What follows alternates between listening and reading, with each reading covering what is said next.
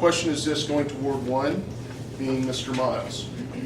As Ms. Evans alluded to, we have a new community center coming online. We're very blessed by the city of Merriam to be able to allow us to have this event here. With the Merriam voters recently approving a new measure to allow $30 million for a new community and aquatic center, in your mind, how should the city plan for future utilization of the Irene B Community Center? Well, for the next 3 years, while the new one's being built, we're going to still use this one for a community center. The building is 106 years old with 20 sub pumps in the basement, trying to keep the water out. By my understanding, they can't keep the water out. So that was the whole point of the new community center. This is a floodplain here. Why put money into this building? I mean, by my understanding, they're thinking about making it an amphitheater, so I wouldn't put another dime in this building, but they're gonna have to keep it open for the next 3 years while they're building the new one. So I hope that answers your question. Yes, thank you, sir. Question now goes to Mr. B. Obviously, the new community center will be benefit for our city. This site, we know, has lots of challenges. It raises a lot of questions. How are we going to preserve the history of this place? Because we know there's a lot of history here. Are we going to keep throwing money into it? Obviously, we got to keep it open. I think, we have to do that, obviously, until the new one's ready to go. When we are in, I think we need, at the end of the day, we need to engage the public, because we know that there are residents that maybe attended that school. They need to have some input as to how that history is saved. Now, are we going to tear it down? I mean, I don't know. Those are all questions that are going to get answered later, after we've covered a lot of information, after we've answered all of these questions and engaged the public.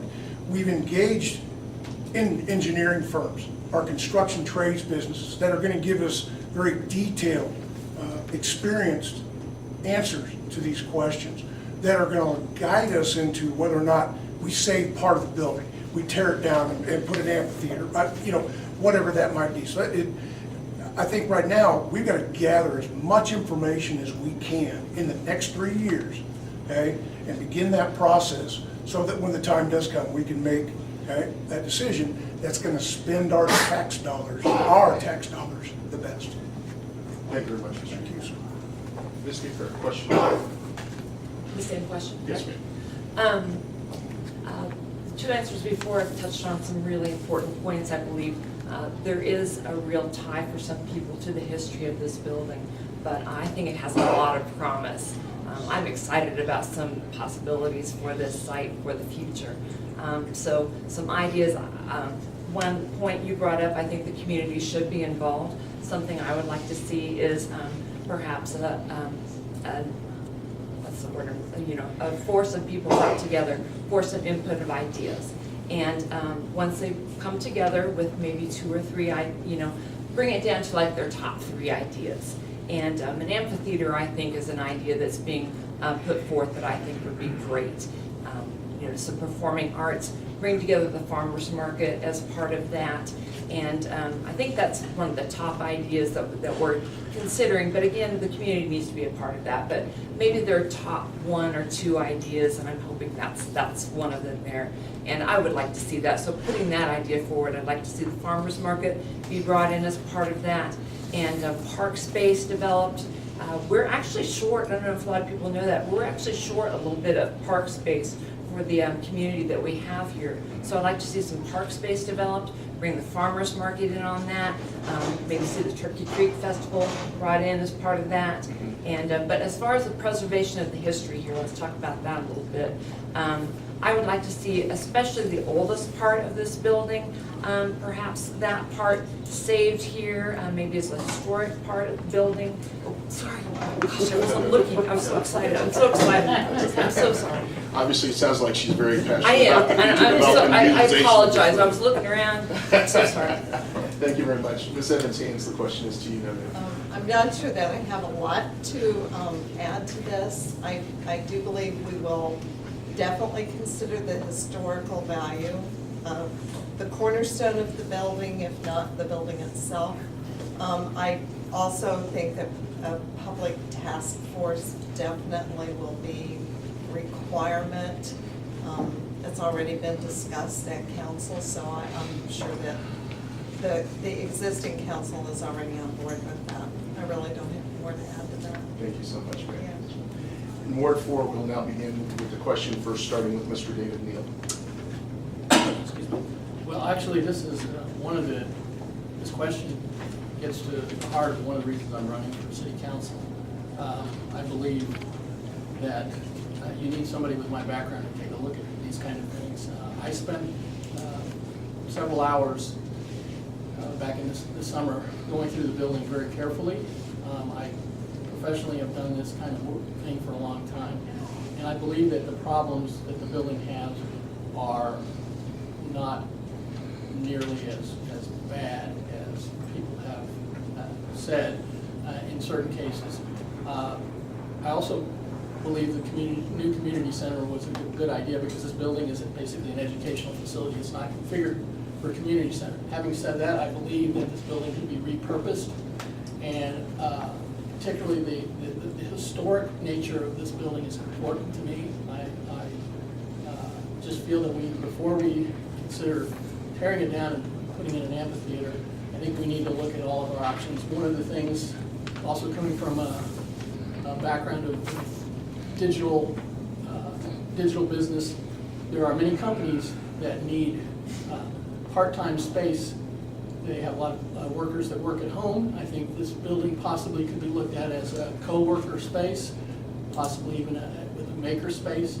These are things that are becoming prevalent in cities like this, and we don't have anything like this in this area. So I look at that as an option before, and other options as well. Thank you.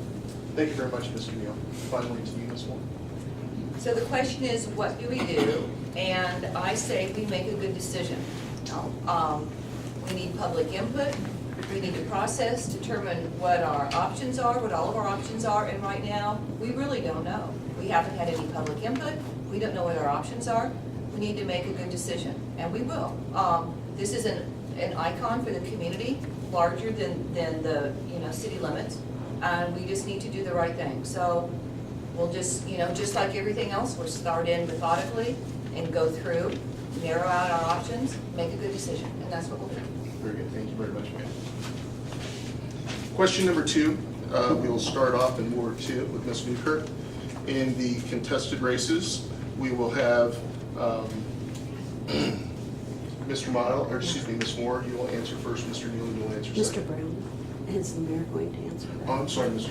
Brown. Sorry about that. To Mr. Mayor, to the mayor, sorry. Nobody thought he was. Let me answer the first question and the second. The first question, please. All right, on the community center. Being last sometimes has its disadvantages. A lot of things have been said here. It's neat to see that we have differing views on what should be done, but I think we all agree that there are going to be portions of this building that probably are not going to be here 3 years from now. We're probably sitting in one portion of it right now. This is the newest portion, by the way. It was built in the 1950s. The biggest problems that we have in this entire building lie beneath our feet. That's one of the problems. The other problems is most of the infrastructure with regard to heating and air conditioning and plumbing also lie beneath our feet. So when we remove this building, we remove all those options, which means if we're going to keep the most historic part, we're talking about spending an awful lot of money to do that. Now bear that in mind that it's sitting in a floodplain. We moved the workout facility out of it because the mold count was borderline unhealthy. So there's a lot of problems with this building. We've got an elevator, for example, that may need several thousands of dollars just to keep it in operation. So in the next 3 years, are we going to spend $30,000, $40,000, $50,000 to keep an elevator running so we can possibly tear the building down? These are the hard questions that the city has. What I see happening truly does depend upon what the citizens want and what's feasible. And the council has to decide. In the end, they have to decide what's best for the city based on how much are we willing to pay and what's the best use of money. And I'll just leave it at that. Thank you very much for assisting.